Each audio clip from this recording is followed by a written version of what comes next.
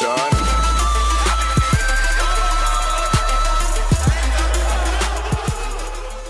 Hey guys, Thetcglover here. How are you doing today? I'm actually fantastic. I'm wearing a white shirt. I'm in the right room. I might as well just blend in. I'm white as well, so you know what I'm saying.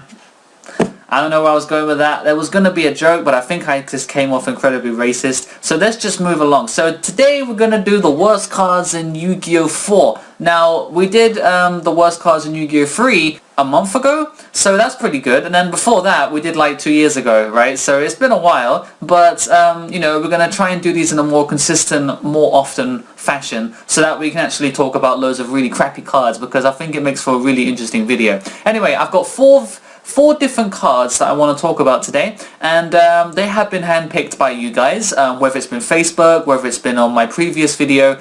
So, you know, if you haven't seen those videos already, definitely go and check them out, because it's got some other cool cards in there. Obviously, a lot of people like to critic, a lot of people like to dislike, but ultimately it's controversy, and controversy makes for great videos. So anyway, the first one we're going to look at is Absolute End.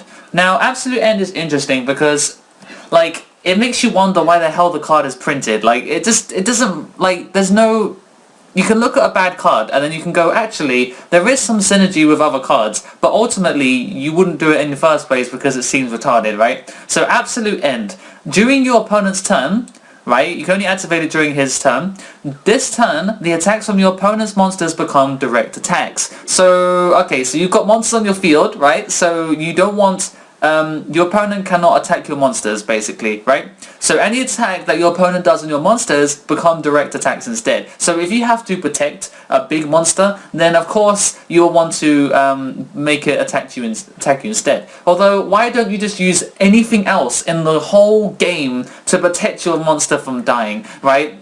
Taking the damage instead of your monster taking the damage, right, making it immune from battle for one turn, is really bad. It's terrible. Like, why would you let yourself take damage? It's so stupid. Like, there is nothing in this game, there's no monster in the history of the game which needs to stick, right? There is no card that needs to stick, right? And you're going to go, oh yeah, Bujin Yamato or something, right? Well, you have the rest of the deck to protect it. Bujinji Hair, Bujinji Crane, right? It survives battles. That's how it works, right? So there's no card in the game which needs to stick on the field, right? You may as well just let it die and then summon something else, right? It's that simple. Trade resources that way, right? So with Absolute End, you're taking the damage instead of your monster, right? And then it just kind of like, you lose because your opponent just overextends and beats you. You know, it's what kind of card is this? It's terrible. It's terrible. It's just bad. Like, you can see the guy. Like, look at the guy's face. Like, he's huge troll face, right? He knows that he's getting saved, right? He's being protected. He knows that it's all a big plan, right? To get Gagagigo killed, you know, by the Invader of Darkness or whatever his name is. Like, he's just happy, you know.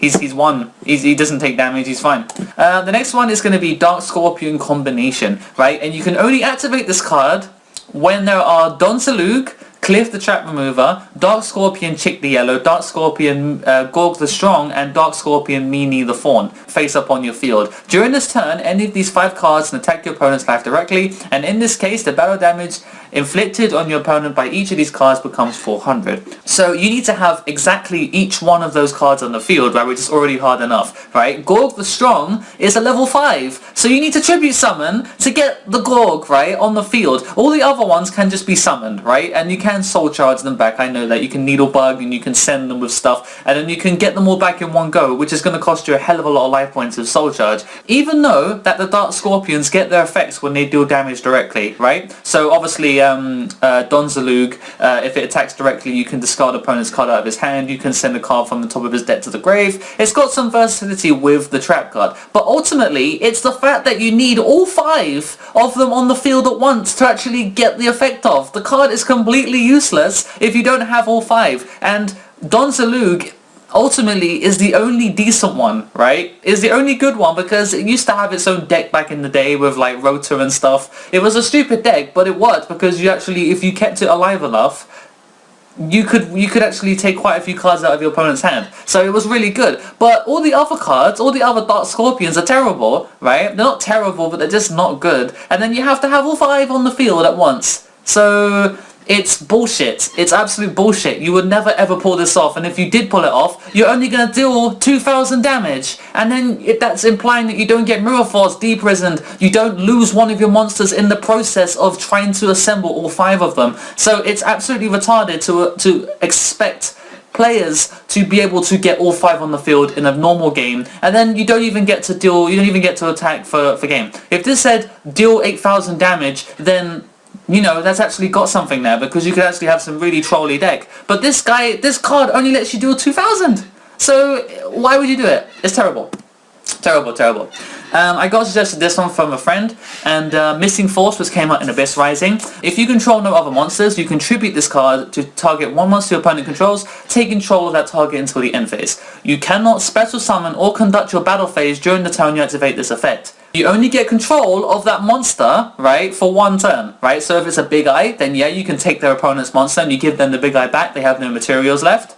That's cool. You know, you can do that stuff. But ultimately, in most cases, the card that you're going to get, either you want it to attack, or you want it to do something that special summons, right? So this card prevents you from doing all of those things. So you can get this card with Summon a Monk, you can get it with Rota, you can get it with Polyduality, you can get it with loads of stuff, right? But ultimately, once you have it, you take your opponent's monster for 1 turn, you can't attack, you can't special summon, you take away your entire turn, and you can't do anything, and then that's it. And then the end phase, you get the card back, right? Unless you have a way to tribute your opponent's monster and get it off the field, then you're going to have something to play with there, right? But Missing Force is by far probably the worst Force-related card. If you're going to play any warrior that is a Force, you may as well just play Exiled Force, because it's actually playable, you know? It's still playable now, even though it was played in GOAT format, but at least then you could actually, you know, 1-for-1 trade. But this guy doesn't do anything. It's terrible, you know? It's bad.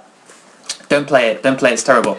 Right? And the last one, which I got suggested on a whim, the Inexperienced Spy. So select and see 1 card in your opponent's hand. I'm not going to go over this one for too long, but you can see why it's probably going to be a bad idea. If your opponent has 1 card left in his hand and you want to see it, then that's fine. Or you could just assume that you've won the game because you've reduced your opponent to 1 card in hand, right? And he's got nothing else. So if you need to see that card in his hand, then make him play it. Do some stuff that forces him to waste it. I don't know, but you don't need to see his hand and then just go, okay, let me see it. Alright, okay, it was nothing because he would have used it by now. Okay, cool. And then I put my -1 in the grave.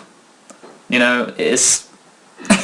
it's terrible. It's like, what? It's terrible. It's terrible. It's bad. It's bad. Right, so hope you guys enjoyed watching. These are really terrible, like... I don't understand. I do rant a little bit and I get a bit aggressive, but I do apologize, and I hope if you guys actually want to stick up for these cards, then definitely go into the comments and talk to me about them, because I'd love to hear your thoughts on it. So anyway, thanks for watching guys, and until next time, the Thetcglover is out.